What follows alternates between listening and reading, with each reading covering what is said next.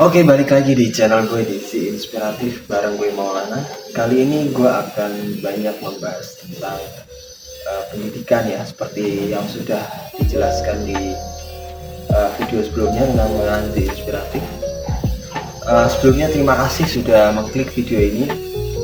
Semoga apa yang kita berikan pembahasan kali ini akan sangat bermanfaat untuk kalian semua, bisa membuat kalian semua menjadi terinspirasi, memiliki imajinasi-imajinasi yang tentunya juga akan memiliki dampak untuk diri kalian terutama dan juga untuk masyarakat luas suatu saat nanti. Jadi kali ini kita akan membahas topik yang cukup spesial, ya, yaitu adalah tentang pendidikan moral. Ya, sekarang ini banyak sekali isu-isu yang membahas tentang pendidikan moral, mulai dari perilaku bullying di sekolah, mulai dari kekerasan verbal, kekerasan seksual, kekerasan yang ya dalam bentuk yang lain, atau mungkin kekerasan yang dilakukan oleh bapak dan ibu guru kepada kalian di sekolah. Ya, mungkin momok-momok itu tidak akan terjadi apabila atau isu-isu tersebut tidak akan terjadi apabila saat ini itu ada di era lama, di tahun 70 misalnya, di tahun 80-an misalnya.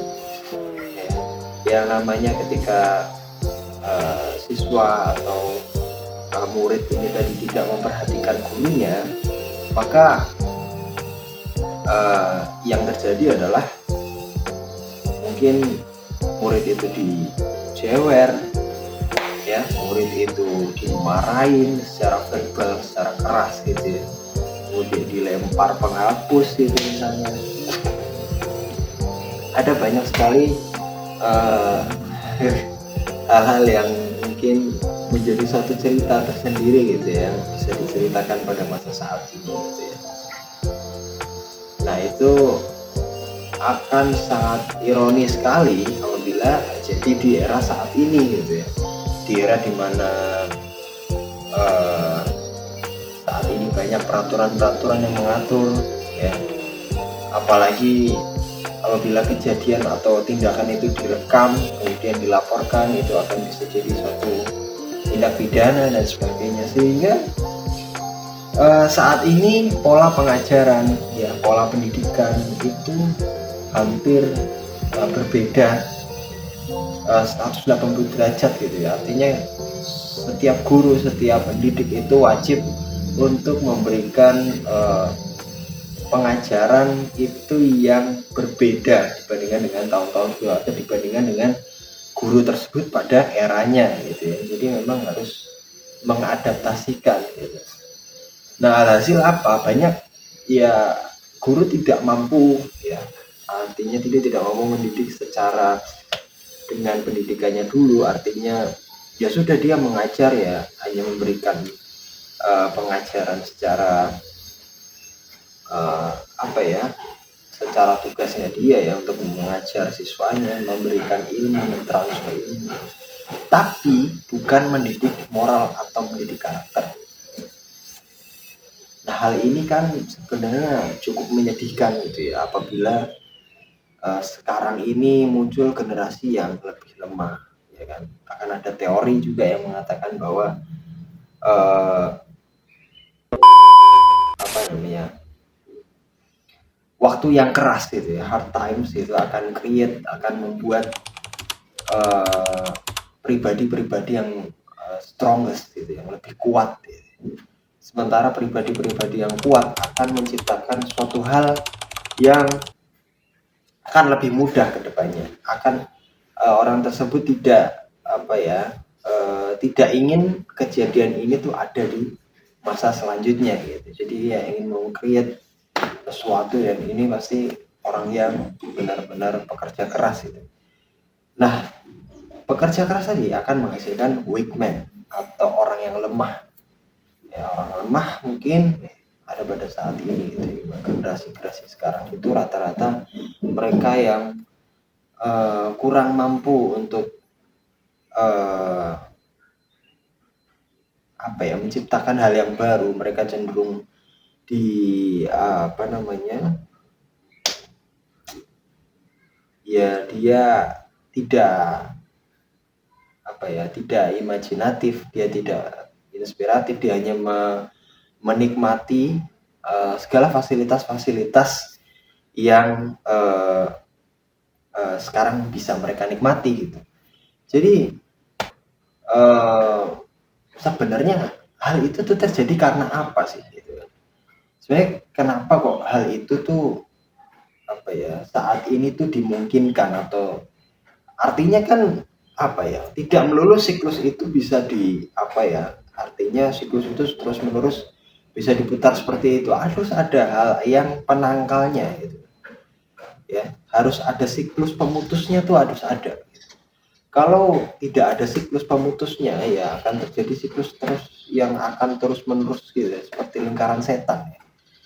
Jadi harus ada siklus pemutusnya tuh, harus ada. Apa sih yang bisa kita lakukan untuk bisa memutus mata rantai itu tadi? Ya salah satunya dengan pendidikan, gitu. Pendidikan moral. Ya, sebagaimana yang kita tahu bahwasanya pendidikan moral itu benar-benar urgent, gitu. Benar-benar memiliki dampak yang sangat signifikan. Ketika kita menilik ya, kita melihat lebih jauh seperti apa sih pendidikan moral, pendidikan karakter yang ada saat ini. Gitu.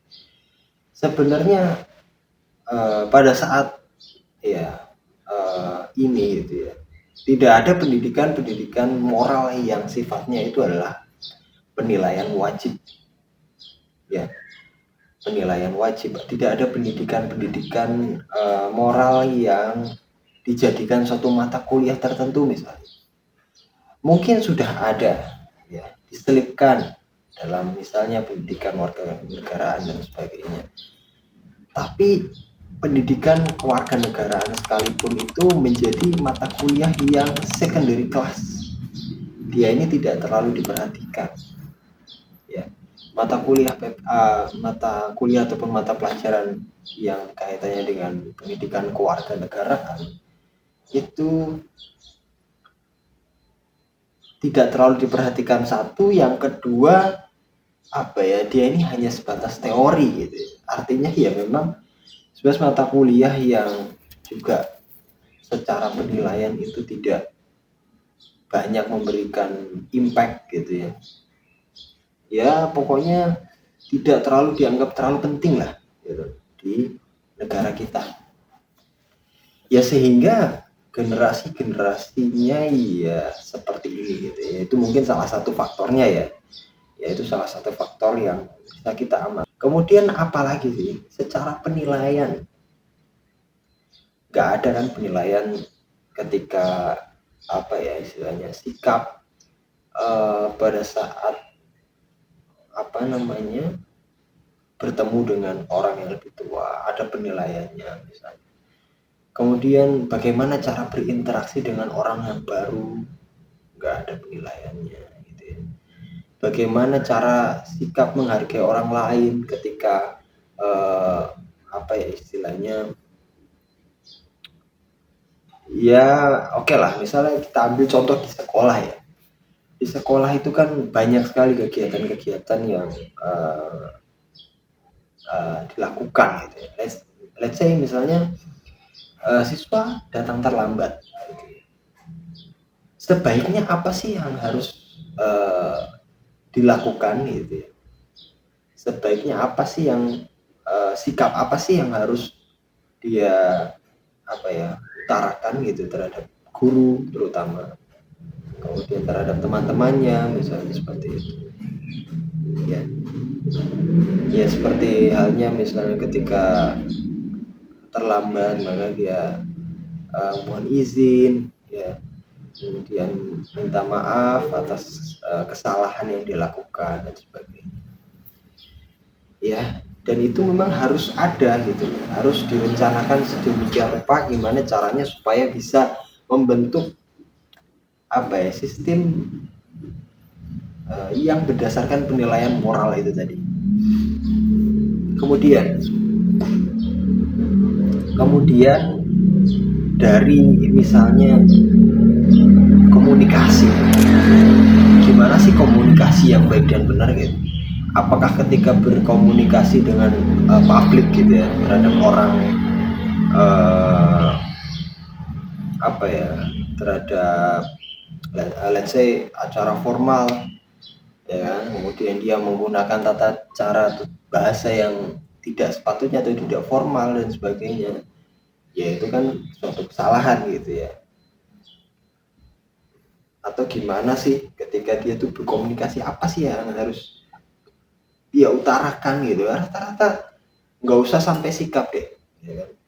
Mungkin sikap kan bisa apa ya, dari gesture yang kurang menyenangkan, misalnya tidak reaktif ataupun dia terkesan sombong dan sebagainya. Tapi yang lebih penting lagi adalah apakah siswa itu bisa sih menyampaikan sesuatu hal itu dengan gamblang gitu ya. Let's say dia presentasi, rata-rata presentasi juga apa ya, tidak banyak memberikan insight gitu, bahkan dia tidak paham apa yang dia presentasikan. Rata-rata siswa seperti itu, mahasiswa juga sama gitu. Mereka rata-rata masih membudayakan membaca dan sebagainya. Ya, which is itu adalah suatu fenomena yang apa ya, bisa dibilang ironi sekali gitu ya. Nah, oke lah, kita kembali ke pembahasannya tentang pendidikan moral. Jadi banyak sekali faktor-faktor yang harus kita perhatikan ulang, yang harus kita siasati, yang harus kita sadari bahwasanya di sekitar kita itu banyak sekali isu yang berkembang gitu ya. Nah ini harus kita harus kita telusuri gitu. Dan salah satunya adalah isu tentang pendidikan itu tadi, pendidikan moral yang kurang dan sebagainya. Nah hal itu tentunya menjadi poin untuk dapat kita pelajari lebih lanjut lagi gitu. Bagaimana sih? Jadi kita tuh harus bersuara dengan hal ini. Kita harus istilahnya mengawal gitu ya. Bahwasanya ini harus ada tindak lanjutnya seperti apa. Maka poin-poinnya ya seperti itu kira-kira. Jadi itu mungkin pembahasan kali ini, yaitu tentang pendidikan moral dan isu-isu yang berkembang khususnya di lingkungan sekolah ya. Bahkan di banyak lingkungan ya, artinya ketika kita ke dunia kerja ya, kita bertemu dengan banyak orang-orang yang istilahnya ya let's say ya, misalnya seorang bos gitu ya bos ya, bukan pemimpin ya. Iya beda bos dengan pemimpin, dengan tata cara kepemimpinannya yang sangat ironi. Artinya bos ini tadi cenderung dia itu tidak mengedepankan etika, dia hanya mengedepankan keuntungan dan keuntungan, yang alhasil itu akan memberikan dampak negatif ya terhadap perusahaannya itu sendiri. Ya, dia tidak mengedepankan kebahagiaan atau kesejahteraan para karyawan, hanya mengekang, hanya memeras ya, tidak sama sekali tidak memikirkan. Nah itu juga salah satu bentuk kerusakan moral yang ada pada seseorang gitu ya, apalagi di Indonesia ini. Jadi memang isu ini itu lahir dari pendidikan itu sendiri, sehingga kenapa saya getol sekali untuk membahas tentang dunia pendidikan, karena memang isu-isu yang berkembang saat ini itu dasarnya dari mana? Kita sama sekali tidak ditanamkan, sehingga muncul sifat-sifat atau karakter-karakter baru ya, yang akhirnya merugikan banyak sekali pihak di luar sana. Ya semoga kalian bisa mendapatkan inspirasi dan semoga ilmu yang saya sampaikan kali ini bermanfaat untuk kalian semua. Terima kasih, sampai jumpa di next video.